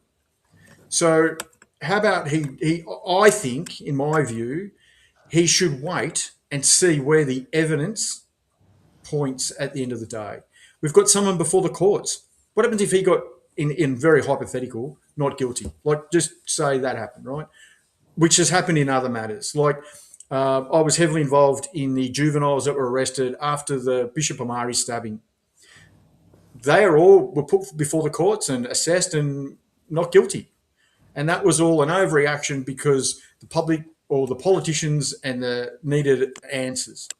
So I think that sometimes the politicians are damned if they do and damned if they don't. If he doesn't say anything, he looks weak. If he does, he looks like he's pandering to someone, and then he's wrong. So while I think he's doing a terrible job in a number of facets, at the same time, I'd also like to think that he's actually going to let the Royal Commission, the Richardson Review, the Coroner's Inquest go through their legal and legislative processes. He gets the results from them and then makes informed, accurate decisions. Yeah, I agree, probably not entirely, but close to it. We're just trying to get Harry to come back to us because we can hear Harry It's in the normally me background. having this trouble. You're pretty good right now. Don't you disappear on Touch me. wood. Otherwise, I'm going to have a scotch before I finish. But Shane, while we're trying to get Harry back, do you think a major problem at the moment, take away the politicians and the media getting on the bandwagon, is that the leadership of our, say, for example, law enforcement or police, and we look at the shootings in New South Wales, we look at the shootings in Queensland, in both cases, command was just appalling. What's your views on that? And should they have an investigation into why they sent these poor young coppers out to, for example, in Queensland, and then with Desi Freeman, what happened to the SWAT squad? It seems like command. So itself. I was involved in the inquest into Queensland because I was annoyed at the terminology being used. For a start, it wasn't an ambush, but second of all, it was a Queensland police arse covering exercise because they had information when one of the brothers was caught sneaking across the border with weapons. So whoever did the operational threat assessment of that warrant or that check that day is the one that should be charged for negligence. Because the fact that they knew there was an issue at that premise, which is why they sent 4 police officers to a location where they knew 2 brothers had extremist views and that had firearms. They had that information. And this goes to using terms like terrorism and ambush, so the actual spotlight doesn't go onto Queensland police operations and leadership. And the same thing with the Desi Freeman. So the Desi Freeman's a little bit interesting because I had former colleagues that went down and helped in the search with the military. There was a government push to allow Desi to get away and across the border to go to another location where he would be found. They could say it was a sovereign citizen deliberate movement, put a face and a name to the organisation, and tying into what we're talking about here, then put that group before the legislation to say they're now a domestic violent extremism group. And I posted a fair bit about that at the time and actually did the other day about it. That was the intent from the government, was to make it a cross-jurisdiction at a national level and say it's a coordinated group. Therefore, we need to determine that this group is a domestic violent extremist organisation. Just as they were trying to do the same thing with a national socialist network. And so the Desi Freeman one was a deliberate push by Michelle Rowland and Tony Burke, who I think is our worst. I can't believe I'll say this out loud, but he's our worst Home Affairs Minister ever. But that was the coordinated effort with the Desi Freeman. They actually didn't want him caught in Victoria. They wanted him caught across the border where he is now. He's in New South Wales. They wanted him arrested there so they could say that both sides of that border made it a national issue. He had help. That a network goes around Australia. Therefore, it's a threat to all Australians. They've got firearms. They're preppers, all this kind of thing. Therefore, give it a name, and that becomes a violent extremist organisation under Australian legislation. And they were trying to do the same thing, bait, with the National Socialist Network. One of the case studies for this is the Clavell brothers, the arrest of the Clavell brothers. They knew how that turned out. One of those brothers then went and married an ISIS supporter from overseas. So they did a bit of research on that. But, yeah, the biggest issue for me in the Queensland one was it simply became about covering up Queensland police leadership, which that's who failed there. They knew the brothers had firearms. They knew because, like I said, one of the brothers got caught coming in from New South Wales into Queensland. They had a lot of information, threat information on the brothers, and they should never have just seen a couple of uniformed police. That should have been a tactical unit gone out to execute that warrant. We're having Harry's here. I'm watching him off camera, and he's here, and that he's not here. Shane, you're doing a great job, and thank you so much. Otherwise, it's going to be chaos. I owe you one, mate. No, well, we owe you a few too. Harry, what's your views? I think you still would have been caught hearing what Shane's saying. Command in Queensland and Command in New South Wales with the unfortunate shooting of the police officers, and those ones that shot those police officers, may they all rot in hell. But Command, I mean, and Shane is right. What do we do about it? How do we make the police force better? I mean, I could tell you some stories. My dad used to talk about, various police forces, and but I won't say anything. But he was quite he was not kind about some of the police forces we're talking about now, and they don't seem to have changed a whole lot. How do we fix it? How do we make them more accountable? How do we make them, like to protect and serve? Harry is frozen. That's going well. Shane, I'm going to flick this straight back to you. How do we do it? So it comes back to training. Yes. Yep. We have Harry. Harry, sorry, he's gone again. But back to you, Shane. Yeah. So, and as someone who's worked, for 20 years with law enforcement, both at the state and federal level, conducted training with them, been a presenter. I used to be a Australian New Zealand Counter-Terrorism Committee teacher on various topics. So education and training, they're not getting enough force on force, quick decision exercise training at the entry level. Then they go out into the streets and they're getting more dangerous for a number of reasons. And I think it starts with that. You look at the training we used to do in the Tactical Assault Group, day in, day out to deal with these life and death operations. And then you put that across to law enforcement. And I mean training hours, not the style of training hours, force on force, stressful situations, how to do quick decision exercises under stress, under fatigue, these kind of things. What's the end state? So we would do after action reviews.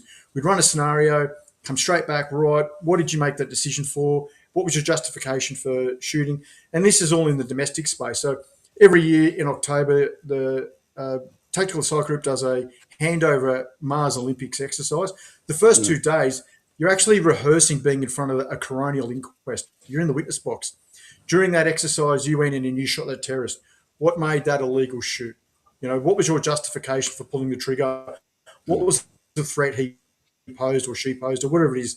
So straight off the bat, before you go on that 12-month cycle in the Tactical Assault Group, is ingrained in you that you're now under a jurisdiction where if you go to a domestic terrorist incident and you've got to neutralise a terrorist, you will be in a witness box to justify your decision. I don't think we see similar stress tests at the local state law enforcement level. And then, like you see on the TV last night, that young kid where he had 2 New South Wales PAWS officers in there punching him while they're handcuffing him. There's no need for that. Like, I've been spat on and all that kind of stuff, and I've got a temper like the best of them.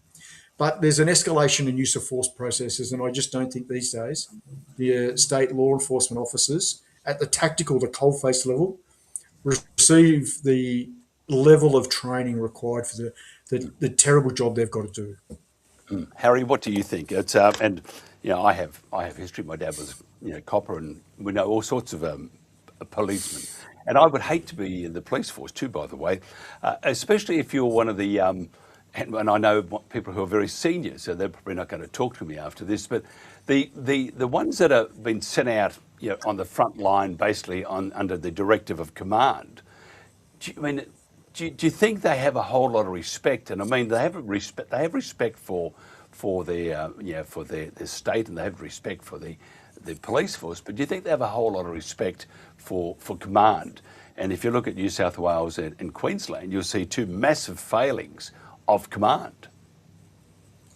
Yeah, we've had a lot of failures. And so I did hear that earlier from Shane about the inquest. It's very interesting to hear all that information, because pretty much that's what I thought was actually happening, just putting all the information together at the time as to what was happening with Desi and then with the Queensland shooting at the Guatemala.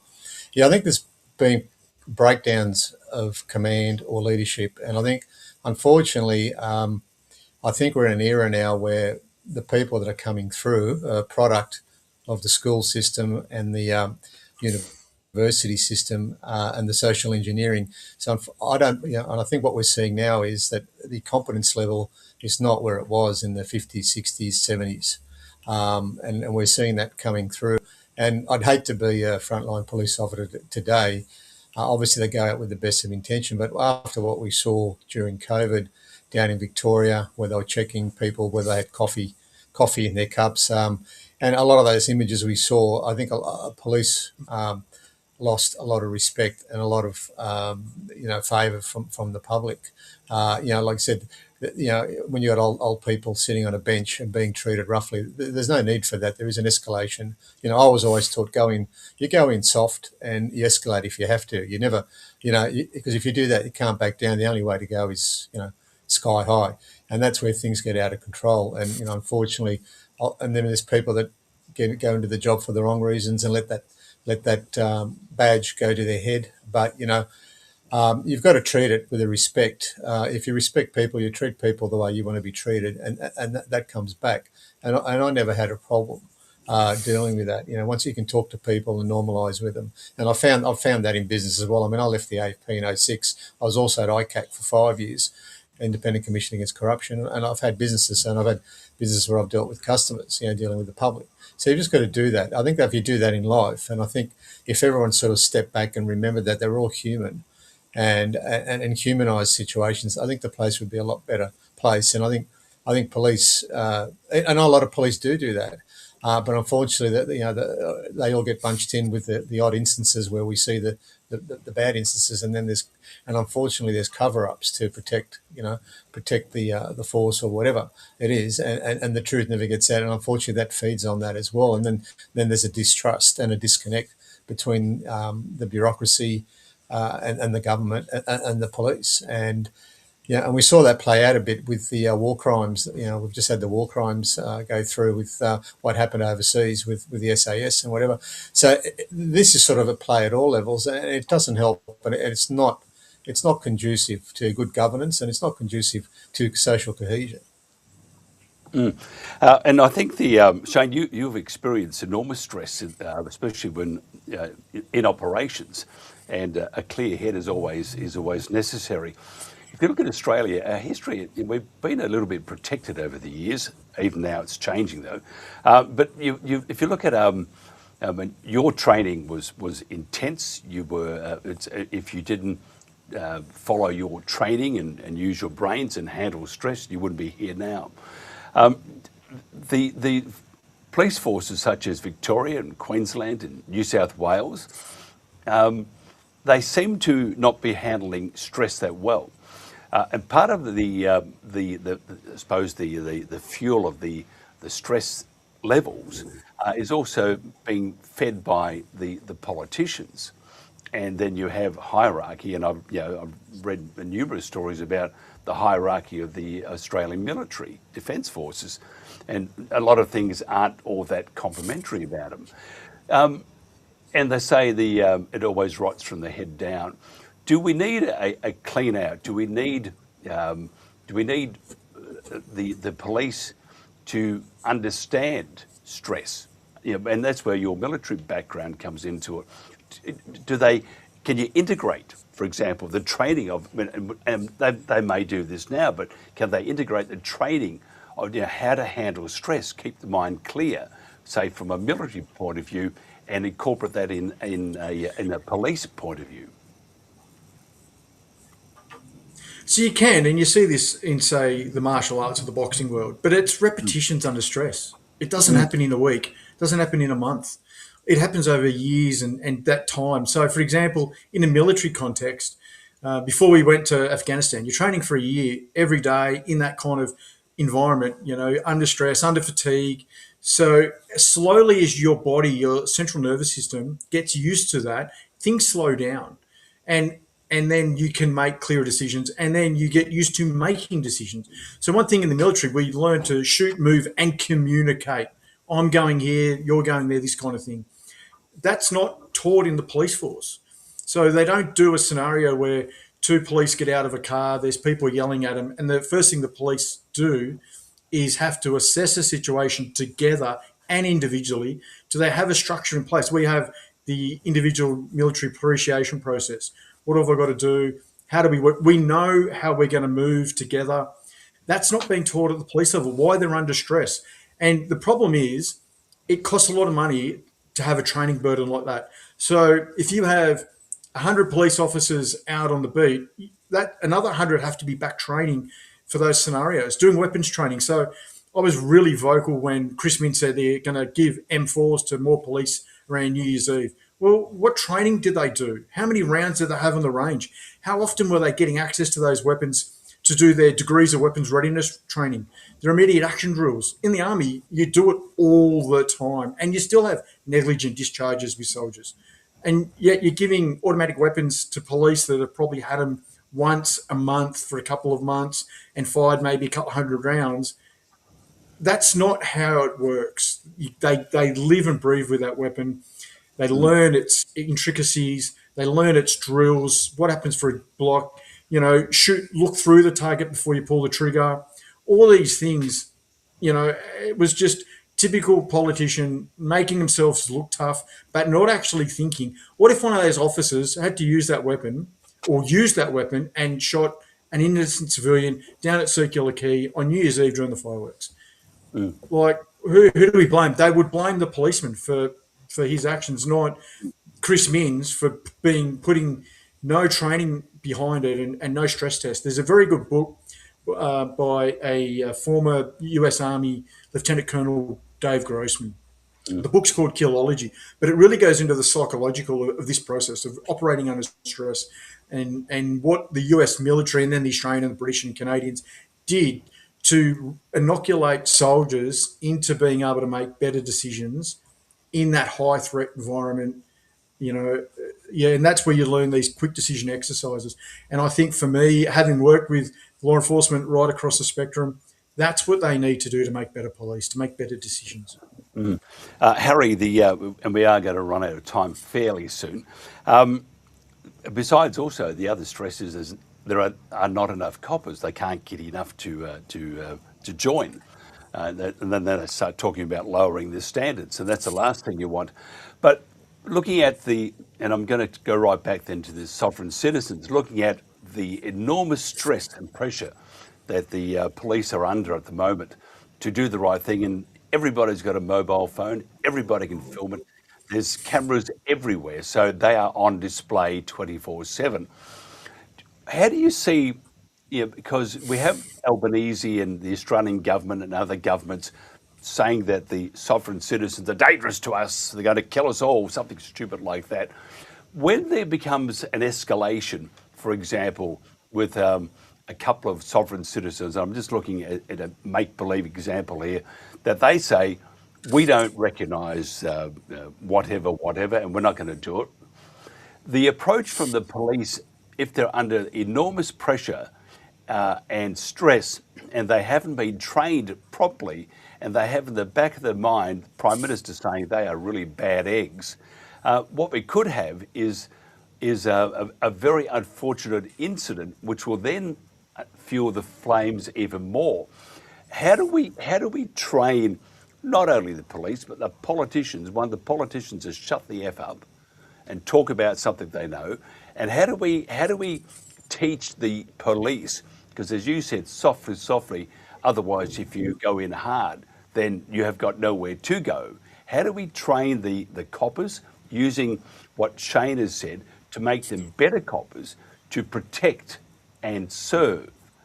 And people have this terrible imagery over COVID of what the Victorian police did. I remember one old lady, and she was being attacked by a whole bunch of Victorian police. We don't need that, and we understand that they are all under pressure, but you don't treat the people who you are protecting and serving, you don't treat them that way, and it will happen again. So how do we teach them to treat the people that they are protecting and serving and have a better outcome before something terrible happens? It's a bit hard, especially during COVID. I know the New South Wales Police Commissioner at the time said they're going to treat the virus as a criminal and go out and pretty much, to me, that says, look, do what, to the police. It gives them carte blanche to, we're going to do what you got to do, and But that's things like statements like that don't help the situation. And I think Shane hit it on the head. Training. There's not enough training. I know when I was there, I think you had your all you did was your annual qualifying shoot. But I was lucky. We've got a range where we were upstairs. So any moment I had a spare time, I'd go up there and use my Glock and train and use it and expend the rounds and get as much training as I could get in. But we're busy, and it's probably even busier now. So I don't think that luxury is potentially there anymore, unless you're in a specialist unit.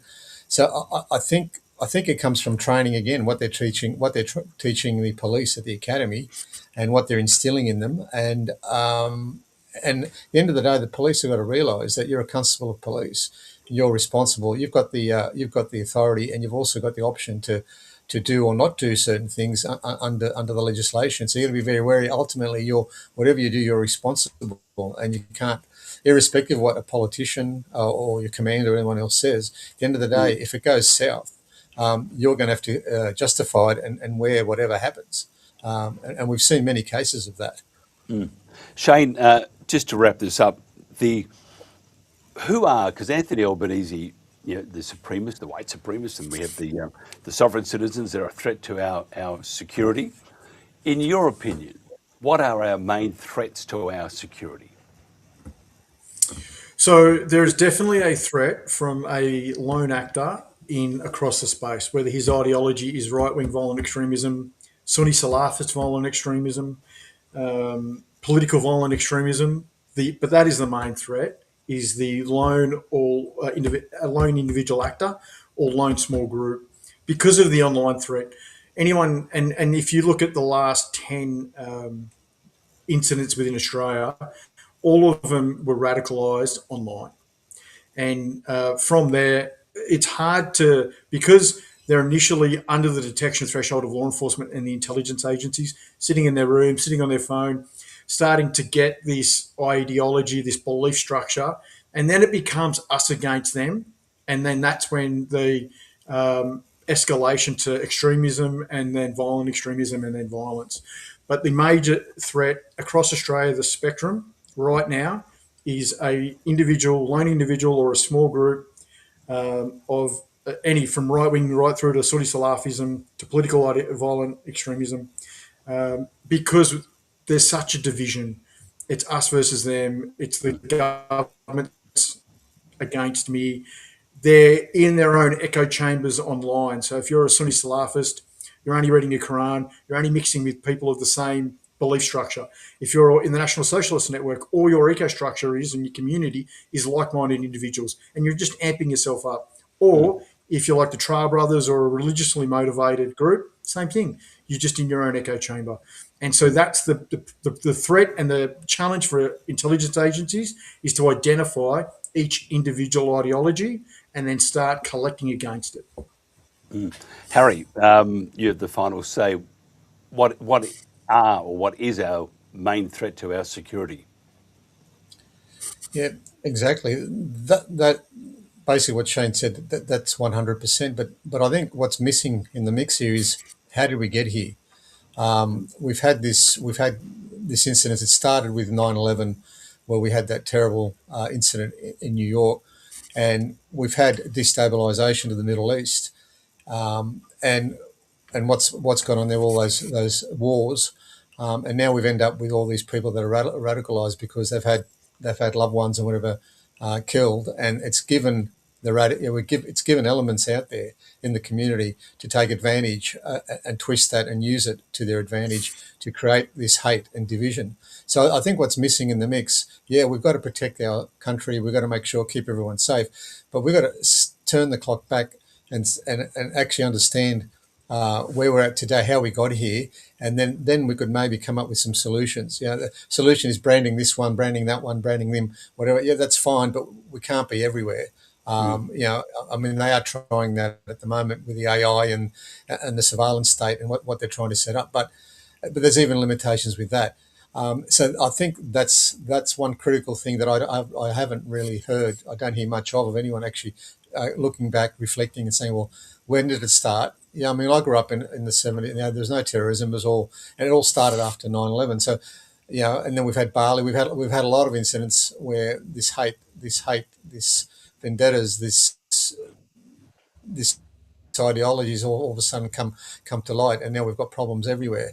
And all we're trying to do is put band-aids all over the place. And unfortunately, there's not enough band-aids. There's not enough police. There's not enough to fix the problem. So I think if we can do that, and then maybe reflect, and then maybe we might be able to come up with some solutions, some ideas that'll actually change. And that's education in the schools, de-radicalisation, things like that. But that's what we need to do. And and I think that's the only way through. Otherwise, we're just going to keep going the same way and just creating more division. And then obviously having the authorities, the intelligence agents, the police, forever having to increase resources to trying to keep on top of what's going on to try and predict the next terrorist attack or the next incident, whether it's a lone wolf or a group. Interesting. Shane, if somebody wants to find out more about you, how do they do that? So Twitter, Terrorist Hunter 6 is probably the best bet, or Shane Healy JP on LinkedIn. And Harry, what about yourself? Yeah, I'm on X and Facebook and on Telegram, just under my name, Harry Hatziklinios. Thank you so much. Appreciate it very much. Thanks for not dropping out, Shane, although you did behind the scenes just then. My heart stopped. You came back. Thank you. Well, I'm glad I'm not alone then. No, it's part of the it's part and parcel of the whole thing. This has been The Protagonist. Thank you so much to our guest. What happens next? Who knows? I think what we need to do is just zip some of these politicians' lips. Good luck on that one too. And the fact that Pauline Hanson and One Nation is rocketing ahead in the polls says a lot about the policies and the way they're acting from the other two major parties, the Conservatives and the Labor Party. They're both behaving and acting quite terribly, and it's very un-Australian in what most of them are doing. And the lies that they come out with to protect us are just that, lies. And you will eventually be caught out, aka Pauline Hanson's One Nation. This has been The Protagonist. Catch you tomorrow. Short show today, very short indeed. And also The World Today on tomorrow, if that makes any sense. I'm going to go home for a drink. Goodbye. Take care.